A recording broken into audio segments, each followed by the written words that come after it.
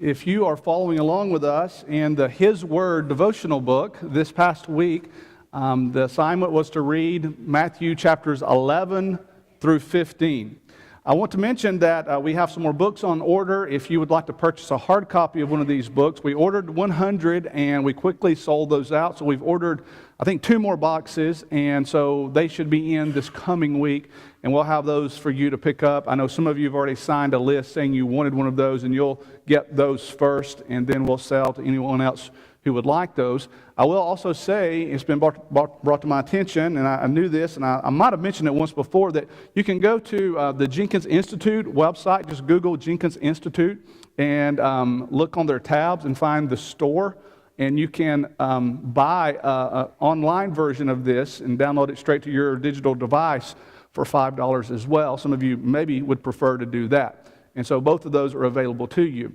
As I mentioned also, you don't really have to have the book if you don't want to buy it. You can just follow along and read along with us as we go. As I said, this past week would have been reading from Matthew 11 through chapter 15. And so my desire, my goal this year on Sunday nights is to preach along with some of the things you're studying in the week.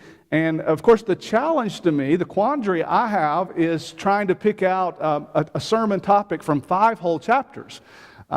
Sometimes the subject material might lend itself to us doing a scan or a survey of those 5 chapters, but as you know, that's quite a bit of information no matter how short or well familiar we are with those chapters. And so most of the time I'm just going to have to make a choice. I'm going to have to pick a chapter or a text from one of those chapters for us to study together. And what I've chosen for tonight is Matthew chapter 14. So I hope you have a Bible and open it up to Matthew the 14th chapter, and we're going to be taking a look at that chapter tonight. And we're going to try to cover most of the chapter, so we will be reading a little bit as we go through our lesson tonight. When you look at Matthew chapter 14, if you're familiar with it, matter of fact, if you're just glancing down at it right now, you'll notice that it contains 3 very well-known stories to most people who go to Bible class or have gone to church very much. It contains the story, first of all, of the beheading of John the Baptist. Then there is the story of Jesus feeding the 5,000. And then at the end of the chapter, there is the familiar story of Jesus rescuing Peter when the Lord comes to them in the middle of a storm as he walks on the water, and Peter walks out to him and he rescues him. 3 real familiar stories to all of us. And as I read through those stories this past week, I couldn't help but consider how that, in a sense, these 3 stories represent, I think, a microcosm of the day-to-day life of the average Christian. When you look at the idea here being presented in these 3 stories, I think that you'll be able to relate to what these 3 stories are talking about. And since the word microcosm means miniature world, I really think it kind of tells us the world that we live in. These 3 stories, this chapter captures that for us. And that's not real common that you can read a chapter in the Bible, since the chapters and the verses are divided by human beings, and yet it seems to fit. But it seems that is the case with these 3 stories and this chapter from the Word of God tonight. And so that's what I want us to do here in the next few minutes. So let's take a look at these 3 stories and let's see how they represent a lot of what we are dealing with on a day-to-day basis. So first of all, the story of the beheading of John the Baptist. I think that story represents how the world will always seem to be against us as followers of Jesus. The world will always seem to be against us. Now, let's look at the story. We'll take some time to read, and then we'll briefly discuss it. Beginning in the beginning of the chapter 14, verse 1. At that time, Herod, the Tetrarch, heard the report about Jesus. And he said to his servants, "This is John the Baptist. He is risen from the dead. And therefore these powers are at work in him. For Herod had laid hold of John and bound him." So we're reading about a story now that has taken place before this. Herod had laid hold of John and bound him and put him in prison for the sake of Herodias, his brother Philip's wife. That's an important detail. And it goes on to say, because John had said to him, it is not lawful for you to have her." And although he wanted to put him to death, he feared the multitude because they counted him as a prophet. But when Herod's birthday was celebrated, the daughter of Herodias danced before them and pleased Herod. Therefore, he promised with an oath to give her whatever she might ask. And so she, having been prompted by her mother, said, "Give me John the Baptist's head here on a platter." And the king was sorry. Nevertheless, because of the oaths and because of those who sat with him, he commanded it to be given to her. So he sent and had John beheaded in prison, and his head was brought on a platter and given to the girl, and she brought it to her mother. And then his disciples came and took away the body and buried it and went and told Jesus. And when Jesus heard it, he departed from there by boat to a deserted place by himself. This is a fascinating story. A lot of things are happening in this story. But there was an issue, though, in John the Baptist approaching Herod and telling him that he was not in a proper relationship with the woman that was now his wife. The Jews fiercely resented Herod's incestuous marriage with Herodias for three reasons. Number one, he had already been married, divorced a woman, and now he had married Herodias. Number two, she was his niece. Historical records state that as the granddaughter of Herod the Great, Herodias was the granddaughter of Herod the Great, she then became the husband of, first of all, Philip, and then secondly, Antipas, Herod Antipas. And so this was an incestuous relationship on top of the first issue.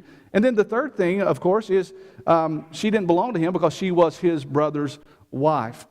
And so the Jewish law here expressly forbade a man marrying his brother's wife even after the brother's death, much less while he was alive, as was this the case. And there was one exception to that, being if a man died without an heir, his brother was commanded to marry the deceased widow and to produce an heir to his estate. And that's covered in the law. So you can see why this was a very difficult situation.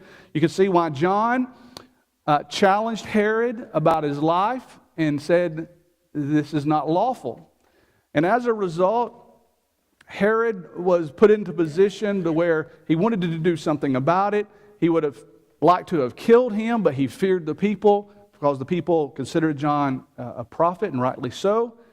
And so the events that took place gave him an opportunity to do kind of what he wanted to do all along, and what Herodias wanted to do all along.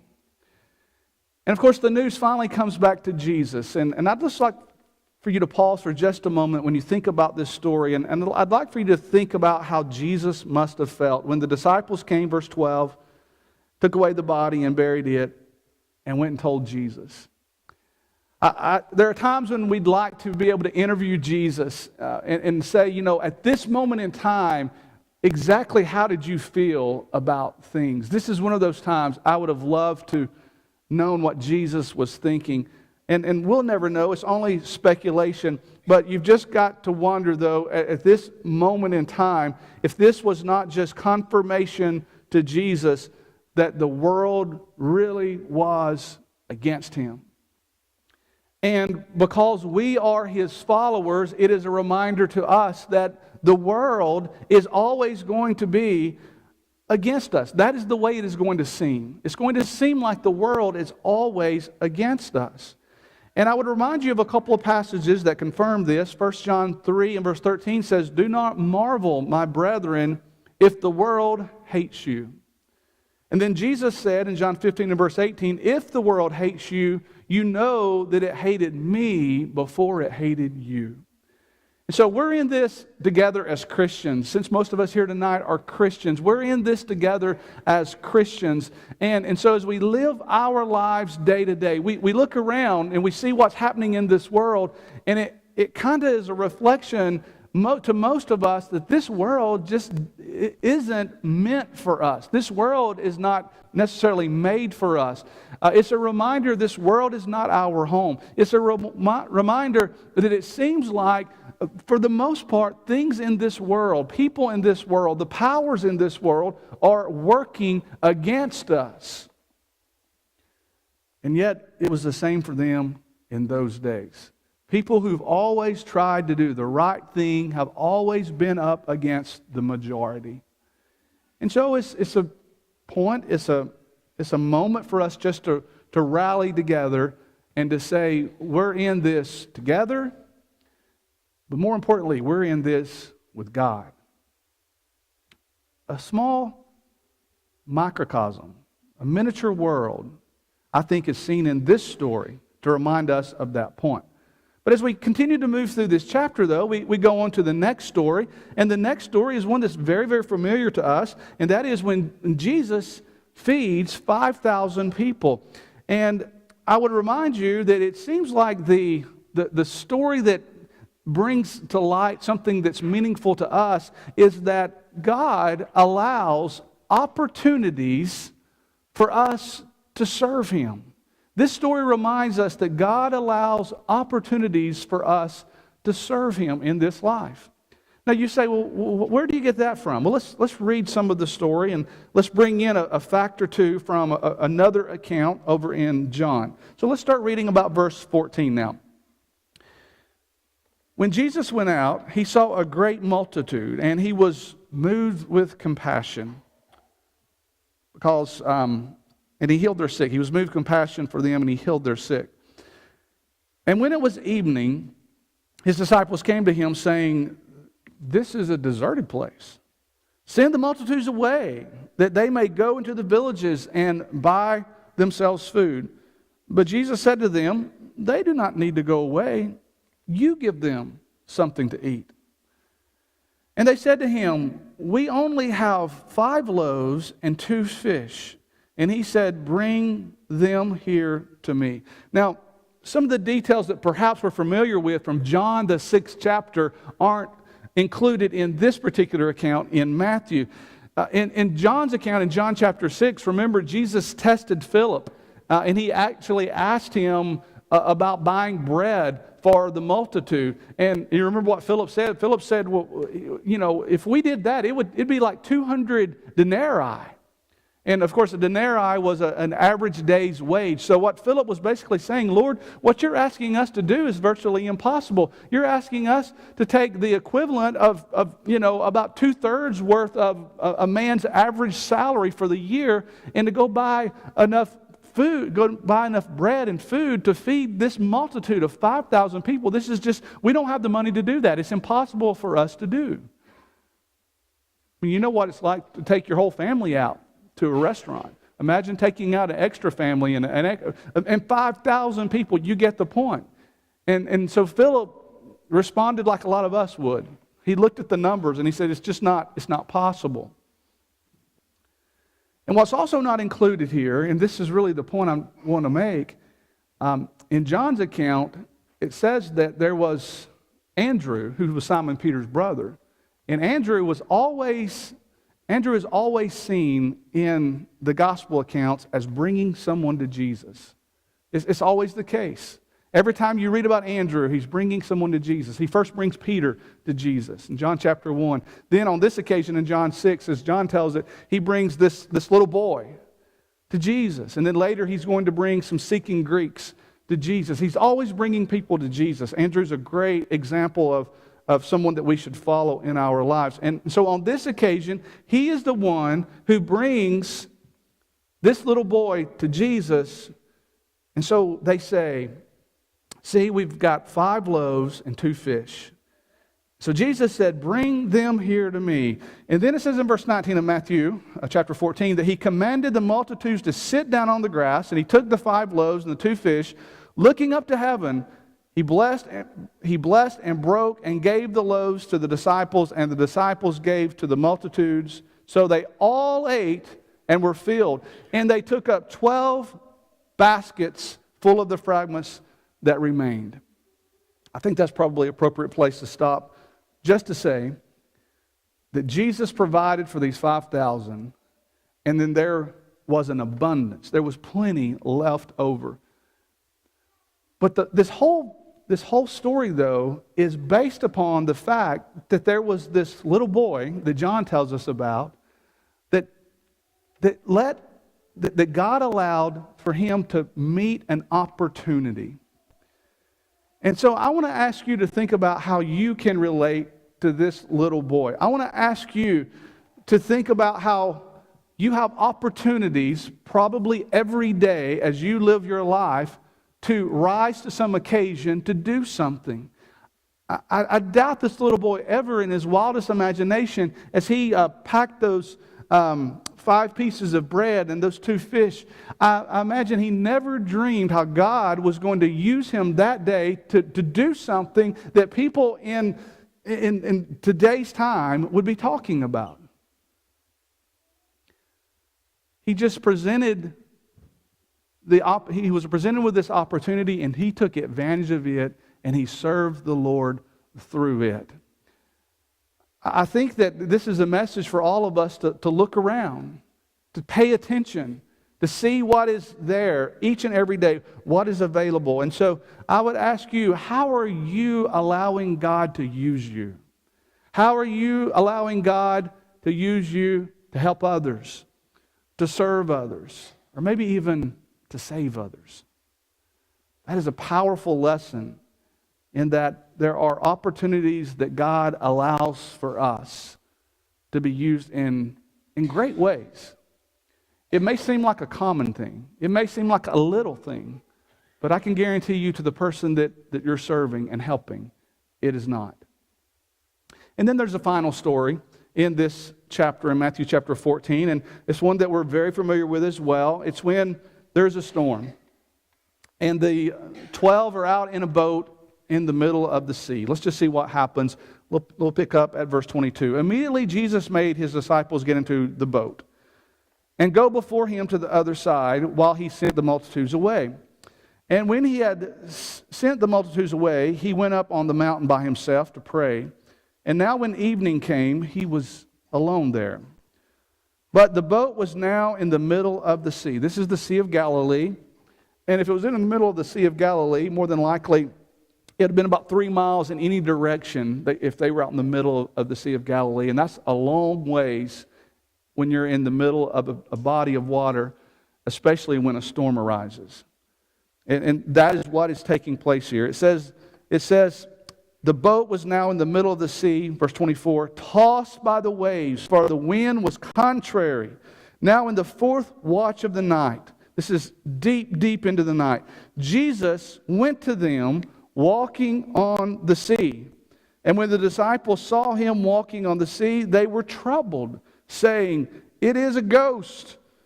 And they cried out for fear. Why they might have thought Jesus died and now had come to them in spirit form, who knows? But you know what happens when you're scared and when things around you are breaking down. And this is just what the Bible records that they thought. And they cried out for fear. But immediately Jesus spoke to them, saying, "Be of good cheer, it is I. Do not be afraid."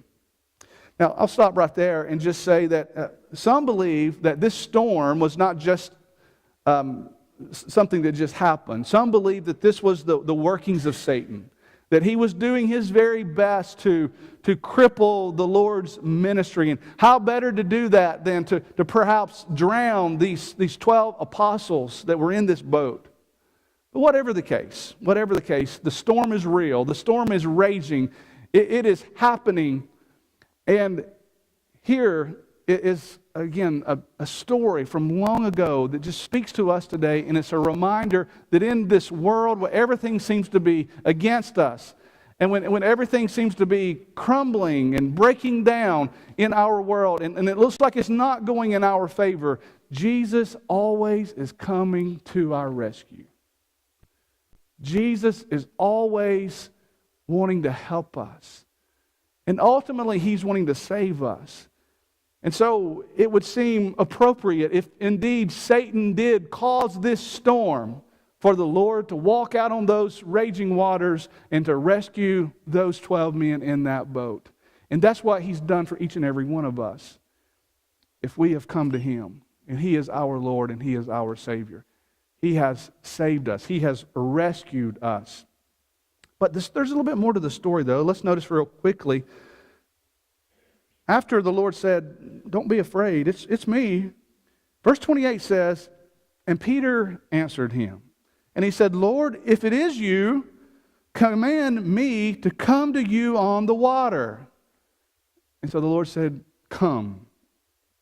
And so when Peter had come down out of the boat, he walked on the water to go to Jesus. But when he saw that the wind was boisterous, he was afraid. And beginning to sink, he cried out, saying, Lord, save me. And immediately Jesus stretched out His hand, and He caught him, and He said to him, O you of little faith, why did you doubt? The Lord came out to save them, and He is going to save them. But here is an example that perhaps you can relate to with Peter. Have you ever wanted to do something great for the Lord? Have you ever endeavored to do something great for the Lord? Perhaps it's just getting out of bed one morning and just trying to do your very best for the Lord, and then you stumble and you fall, you fail. Have you ever been, as some maybe believe Peter was on this occasion, just a little too risky, feeling a little too, good about himself, maybe wanting to make a statement before the others? Some think might have been happening here. Feeling as if maybe he was in some way or another superior to the rest of the men. And then the Lord granted him to come to Him, and he walked on the water. I mean, human being walking on the water. And yet, like so many times, just when we think we're doing something with our lives, we notice things around us, and we stumble, and we fall. And in his case, he began to sink. And yet again, there is the Lord reaching down and taking hold of him. He took care of him. And if you're a Christian and you're struggling to get through this world and your faith is weak, there was something wrong with Peter's faith. We don't know exactly what it was, because when he reached down to pick him up, he said, "Oh, you of little faith." And if you're struggling with your faith, just know that the Lord has come to you and reaches out to you and wants to help you. He is there for us. This story from long ago reminds us of that each and every day.